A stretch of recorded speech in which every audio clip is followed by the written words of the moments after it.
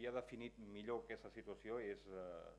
Josep Antoni Duran Lleida en nom de Convergència i Unió, dient que el que ahir va aprovar el Parlament pot ser un autèntic brindis al sol, entre altres coses perquè PP i PSOE ja han dit que no tenen cap ganes i cap intenció de renovar el Tribunal Constitucional. Hem dit que sí perquè evidentment no fa cap mal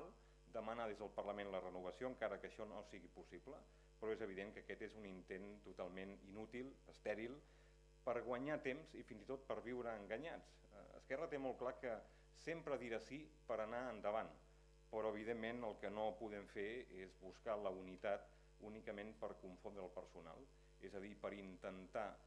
explicar a la gent que hi ha alguna possibilitat d'evitar una sentència que ja està feta, que serà catastròfica i serà una sentència que vindrà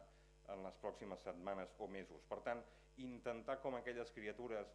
tapar-nos els ulls per veure si s'acaba esvaint el perill pensant que així podem arreglar alguna cosa, evidentment no és la sortida ni és la solució. I Esquerra el que vol és quan abans millor una sentència i per tant que les pròximes eleccions, com alguns no volen, PSC i Convergència i Unió es constitueixin un autèntic referèndum sobre la viabilitat del sistema constitucional i de l'estat de les autonomies. Que això és precisament el que una part del catalanisme no vol. El que no volen és interferir en el debat de les pròximes eleccions al Parlament, haver-se de pronunciar sobre què farem en el cas que la via autonomista arribi, com nosaltres molt ens temem, a un autèntic cul de sac sense sortida.